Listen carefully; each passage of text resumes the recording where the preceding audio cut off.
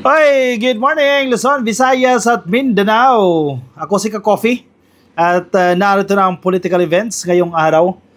Si Digong nabahag. Nabahag ang buntot, Ka-Coffee. Naduwag, pero di ba matapang itong si Digong? Di ba ang kanyang image strongest leader nung siya ay nanunungkulan? Pero ngayon, biglang bumaluktot, Ka-Coffee. Biglang nabahag. Bahag ba ang tawag natin dyan? Biglang naduwag po ito, biglang umatras itong si Digong at hindi nagpakita dyan sa hearing ng Quad Committee, dyan sa House of Representatives. Bakit kaya hindi pumunta dyan si Digong? Sabi ng mga mambabatas, natakot siya pumunta. Headline, Ka-Coffee, ng Manila Bulletin. Hindi tayo nagsasabi niyan. Ang nagsasabi nito yung Manila Bulletin. Sa kanilang balita, natatakot siya pumunta si Digong. Natatakot? Bakit siya natatakot? Paduano irked by Duterte's latest no-show at Quadcom hearing. Yan na nga ang sinasabi natin Nagpapapreskon Kung ngayong matatandaan, nagpapreskon siya. Dadalo daw siya dyan sa pagdinig na yan. Anong nangyari? Hindi pwede. Nung una, sabi niya, short notice. Natatandaan niyo yan, Ka-Coffee? Yung una siyang, matapos siya magka-press conference, inimbitahan siya dyan sa House of Representatives. Hindi pinag-uusapan ng Senado dito. Sabi niya, short notice dahil kagagaling niya lang ng Maynila. At masama daw po itong pakiramdam. Ngayon, ano na namang dahilan yan? Hindi na naman po sumipot dyan sa pagdinig na yan ng House of Representatives ng Quad Committee. Bakit kanyo? Alam mo, natatakot ma-cite in contempt. Kasi kapag ma-cite in contempt itong si Digong, dyan siya matutulog sa House of Representatives Paano niya maiinom yung kanyang gamot? Di parang ipinagkalulo niya ang sarili niya kung dadalo siya dyan sa investigasyon niya. Kasi most likely, hindi niya mapapaikot yung mga miyembro ng Quad Committee. Matatapang Sa totoo lang, Ka-Coffee, pasintabi sa Senado mas matatapang yung mga mambabatas dyan sa House of Representatives as compared doon sa mga mambabatas dyan sa Senado na nagsagawa ng investigasyon dito kay Digong. Kasi yes sir ang dating dyan Sila Coco Pimentel, si Bato de la Rosa, si Robin Padilla, Bongo. Siyempre, imbestigahan ba nila kanilang principal? Si Digong, hindi ba nila imbestigahan yan? Diba? Kaya parang nakontrol pa sila ni Digong dyan sa investigasyon sa Senado. Si Risa Ontiveros lang yung matapang-tapang dyan Sa Senado, sa House of Representatives, hindi magagawa ni Digong yan dahil mas bold dito, Ka-Coffee. Mas matapang ito mga mambabatas na nandiyan po sa House of Representatives. Kaya siguro pinili na lang ni Digong na hindi na dyan magpakita kasi alam niya yung kakahinat na lang Sige, bakit hindi pumunta? Bakit hindi sumipot? Frustrated Abang Lingkod Party List Representative Joseph Stephen Caraps Paduano wondered out loud on Thursday, ngayong araw po yan, November 7, whether or not former President Rodrigo Duterte was afraid to attend the Quad Committee in the House of Representatives. Masama ang pakiramdam? Ganun ba yun? Natatakot ma-cite in contempt? O may tinatago? Ayaw mag-isa, ayaw mahuli. Kasi nahuli siya dyan sa Senado Diba? Napaamin siya dyan sa Senado Ibinulgar niya sila Bato. Then eventually, sinabi ng mga kasamahan niya na joke lang din daw yan. Ayaw na mangyari sa kanya yan dyan sa House of Representatives. Kaya, bakit pa ako dadalo dyan? Frustrated, sabi niya, this as Paduano assailed the Duterte camp for seemingly taking the House of Members for a ride regarding the ex-president's promised appearance before the mega panel, which at this point may never happen. Wala lang yun, Ka-Coffee. Vocal lang yan Yan ang nga sinasabi natin Hindi naman isang beses nangyari yan Presscon lang yan. Magpapapresscon o pupunta ako dyan. Pagdating na yung mismong araw, magdadahilan na. Naku po, nabudol na tayo dyan. Ka-Coffee, ilang beses nang nangyari yan. Huwag nyo nang imbitahan yan Yan ang nga sinasabi natin Sa House of Representatives, huwag nyo nang imbitahan yan. Lalaruin lang kayo niya. Sa Senado, tinan mo yung nangyari. Diba? Wala rin kayo makukuhang matinong sagot yan. Baka bastusin pa rin kayo niyan. Tulad ng ginawa ni Inday Sara Duterte. The Quadcom held on Thursday. Ngayong araw po yan, its 10th hearing with Duterte's bloody war on drugs being the main topic. Paduano is one of the 4 co-chairmen of the Quad Committee. Ngayong araw sa pagdinig niya, maraming mga revelasyon, Ka-Coffee. May mga taga Bureau of Customs, may mga revelasyon, may mafia daw, ginamit sila at si Digong ay connected dito sa mafia. Ito mga drug trade na yan, may kinalaman si Digong dahil pinoprotektahan niya itong si Michael Yang na naging advisor niya. Di ba, naging official pa ng gobyerno. Napakarami, Ka-Coffee ang mga testimonya na binitiwan dyan sa House of Representatives. Nako, palubog na dito si Digong. Saan nakakamuti nito si Digong? Yes, mayaman ito. Pero may hangganan yan. Posibleng ang kalayaan niya maapektuhan. Once na masolidify na yan, ka-coffee, ito mga kaso, maisampa na yan, naku po, may makukulong. Regardless of his age, makukulong at makukulong. At dapat lang may managot sa mga kasalanan niyang nagawa.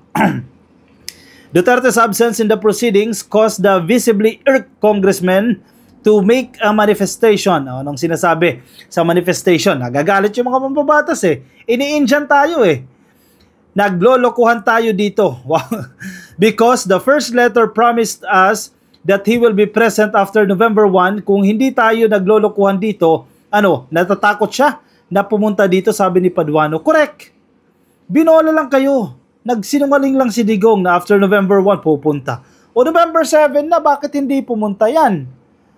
The letter cited by Paduano was the one submitted to Quadcom overall chairman Surigao del Norte 2nd District Representative Robert Ace Barbers last month by Duterte's counsel, lawyer Martin Delgra III. The letter sought to excuse Duterte from attending the previous October 22 hearing of the mega panel. Delga claimed that his client was not feeling well and needed to rest, but at the same time committed the latter's attendance to Quadcom hearing after November 1. Diba, pinasakay lang yung mga DDS. Yung mga DDS naniwala naman. Sabi ng kampo ni Digong na kanyang abogado, wag muna ngayon. Pwede bang after November 1 na lang? Parang umutang yan tapos hindi marunong magbayad Urong, puro pakiusap hanggang natubos na lang ng petsa. Hindi pa rin nakabayad. Diba? Ganon din yan. Nangako after November 1, a-attend ang hearing. Biglang hindi na naman umattend. Ano ba talaga yan? Niloloko lang kayo niyan. I-cite in contempt nyo na. Yan ang challenge ngayon sa House of Representatives. Actually, nag-aalangan naman sila dyan. Vocal din naman sila dyan na out of courtesy, di ba? Hindi nila isa-cite in contempt itong si Digong. Pero, may validity na ka-coffee. May merit na. Yung mga testimonya na yan. Ipatawag ninyo para sagutin yung mga aligasyon na yan. Kahit dating presidente yan, ipatawag ninyo. Sagutin itong mga aligasyon, itong mga testimonya na binitiwan ng mga resource persons. At kung hindi siya dadalo, so padala ninyo ng show cause order. Subpina ninyo. And then, pag hindi pa rin pumunta, cite in contempt ninyo. The way ginagawa ninyo sa mga ordinary resource persons. Diba? Kaya, para hindi kayo napupulaan. Kasi kaya napupulaan, dahil iba yung pagtrato sa matataas na tao as compared to ordinary citizen. Yes, sige, previous president yan. Afford him due courtesy, etc., etc. Pero dapat patas, di ba? For the sake of fairness. And makakatulong din naman sa kanila yan Actually, binibigyan na sila ng platform para explain ang kanilang sarili. Isa in contempt nila yan.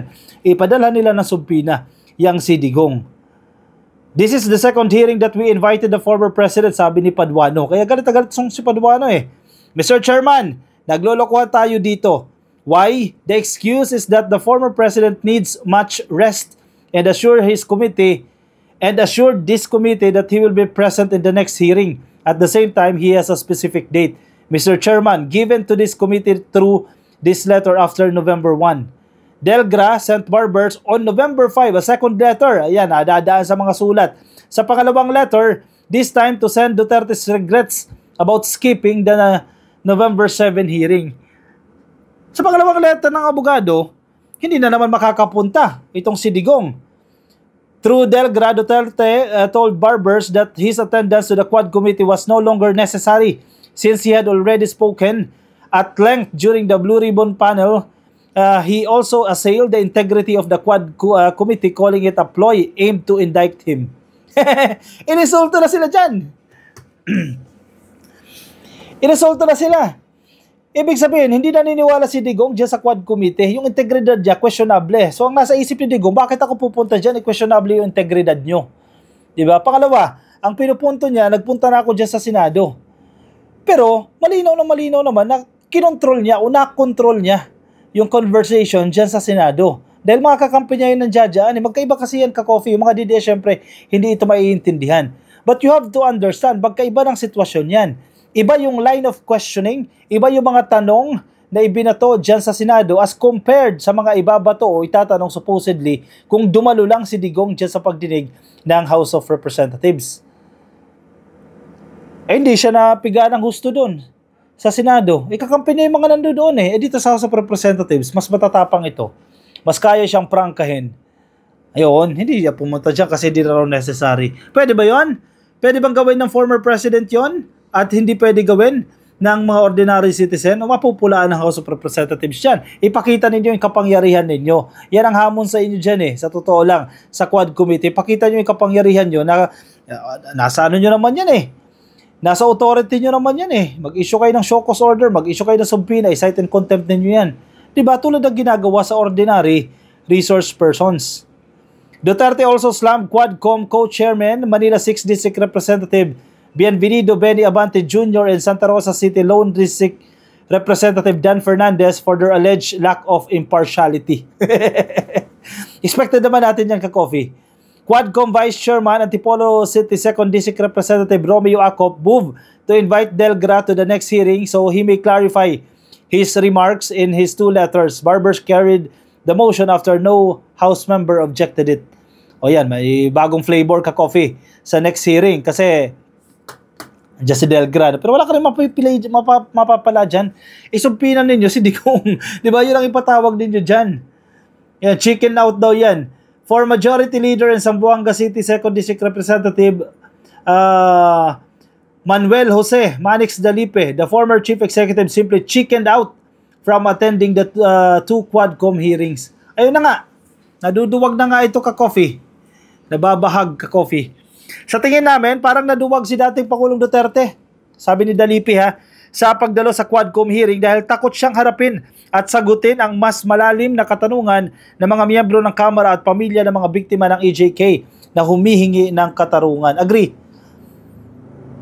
Kasi nga yung Senado, hindi niya naman na control niya ang Senado eh. O ito, iba ito, ka-coffee. At isa pa kasi ang sinasabi ng kampo ni Sara, yung mga Duterte na, ka-coffee as a whole, sinasabi nila, pinupolitika lang daw sila ng House of Representatives. Kaya nga, kinat nila yung budget ni Inday Sara Duterte for 2025. Di ba? Laki nang natanggal dyan sa budget na yan eh. Millions of pesos yan eh. Tinanggal sa budget ng Office of the Vice President. Sabi ng kampo ni Digong, punoy-politika lang daw sila. Ang masaklap ngayon, nasa Senado na, inadapt ng Senado yung proposal ng House of Representatives, yung bill ng House of Representatives. Kasi dalawang version yan eh. Dapat may version ng House, may version ng Senado, and then bicameral committee bago pirmahan ng presidente yan, yung budget natin. So noon may mga usap-usapan pa, since sabi sa Senado kasi maraming kakapi mga Duterte dyan sa Senado eh. Sabi sa Senado, hindi nila i-allow yung ginawa ng House of Representatives doon sa budget ni Inday Sara Duterte na bawasan yan. So ang hopes, ang wishes ng Senado, ibabalik nila yan. Yung tinanggal doon sa budget ng Office of the Vice President, ibabalik nila. O anong nangyari ngayon? Nabasa nyo na ba yung balitang yan? I-adapt po ng Senado yung bill na ipinasa po ng House of Representatives. In short, nag-a-agree na ang Senado. In fairness sa Senado, nag-a-agree sila doon sa proposal, doon sa bill na ipinasa po ng House of Representatives na dapat lang bawasan talaga itong budget ng Office of the Vice President. Tanggalin yung ibang mga items dyan at ilipat yan sa mga appropriate agencies. Halimbawa, ilipat yan sa DSWD, ilipat yan sa Department of Education, ilipat yan sa ibang mga agency na dapat sila ang nagpapatupad yan. Ilipat yan sa DOLE, inalis na sa Office of the Vice President yan. Nang una, medyo nagdududa-duda pa ang Senado eh. Ngayon, inadapt na nila. O paano namumulitika ang House of Representatives yan? Kung inadapt nila yan, ibig sabihin si Senado namumulitika din. Yan dyan mga Duterte supporters eh. Nako po, yari kayo dyan. Nasaan ang consistency ninyo? Kala ko ba House of Representatives lang ang namumulitika at hindi ang Senado? Pero bakit inadapt ninyo yan?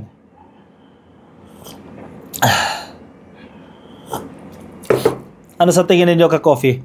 Actually, malayo na kasi itong away na to, ka-coffee. For sure, nasundan ninyo sa vlog natin. Nasusundan natin ito. Lumawak na ito eh. Lumaki na, lumala na. Ang tanong kasi dyan, bakit nagsimula yan? Sino ba kasi nagpasimula dyan? Sino ba yung bumira ng bumira? Sa tingin nyo, si PBBM ang bibira ng bibira kay Inday? Hindi. Sa haba ng panahon, pinagtanggol ni PBBM si Inday. Pinagtanggol ng mga BBM supporters. Even tayo, ka-coffee, pinagtanggol natin yan. Sinuportahan natin si Inday because of our president. Pero hindi na kontento itong mga DDS. Itong mga DDS, makinig kayo ha. Gusto nyo kasi agawin yung pwesto ni PBBM. Hindi nyo kasi naaagaw eh. Kaya ganyan kayo ngayon. Tingnan ninyo nangyari sa inyo ngayon. Nalulubog kayo. Yung dating dapat nagpapahinga na dating presidente na si Digong, nakakalkal yung mga kaso. Si Inday Sara Duterte nakakalkal. Kung paano niya winaldas yung confidential funds, even yung mga receipt, nakakalkal. Grabe pala ang bilihan ng anyan ha, kung paano ginastos ang confidential funds. Kalagay lang doon, nakita niyo yung resibo. Purchase of information. Andun yung pangalan ng nag-receive, Mary Grace Piatos. 50,000. Ganun lang, ka-coffee. Ganun lang niliquidate ang confidential funds. Umamin na mismo yung mga taga-Department of Education eh. Pinapirma sila doon sa covering letter eh. Hindi nila alam kung ano yun. Hindi na alam, may pagkukulang din yung mga pumirma ng mga opisyal. Pero baka hindi ka ba doon? Diba? Tanggalin ka, kasuhan ka, gawan ka ng kwento kung kumontra ka doon. Kapalit ng 25,000 pesos every month, additional benefits. Kawawa. Yung chief accountant ng DepEd, kawawa yun. Sa totoo lang. 35 years sa serbisyo, wala siya makukuha dyan. Kapag ma-dismiss siya sa serbisyo niya, kapalit ng 9 na beses, nakatanggap siya ng 25,000. Not enough. Diba? Samantalang yung mga politiko na yan, nagpakasasa na, nag-enjoy. May retirement na. Kahit ma-dismiss sila sa trabaho nila, hindi na sila mag-pension, may makukuha sila, makauwi. Tignan mo naman mga tao ito, ka-coffee. Hindi na kayo naawa sa mga nag-corrupt dyan sa Department of Education at sa mga nag-introduce ng korupsyon na yan. Hindi na kayo naawa sa mga organic employees at sa taong bayan mismo, sa Pilipinas mismo, winaldas ninyo yung pera. Kaya dapat may managot sa inyo eh. Mga DDS eh. Gising-gising kayo dyan. Magising naman kayo, oy. Ayan, katok tayo, baka natutulog kayo dyan. Magising naman kayo sa katotohanan. O siya, anong komento nyo dyan, ka-coffee? Ilagay dyan sa ating comment box para mabasa na iba natin mga ka-coffee. Nasa Facebook po kayo, pasuyo na lang ka-coffee. Please like and follow. Nasa YouTube, please click lang po na subscribe at hit nyo na rin po yung notification icon para updated po kayo sa ating mga bagong upload. Siya, kayo magpapaalam muna sa inyo. Maraming salamat po sa mga sumama. Ingat po kayo, ka-coffee, nasan man po kayong panig ng daigdig. Bye-bye at agkapitayon.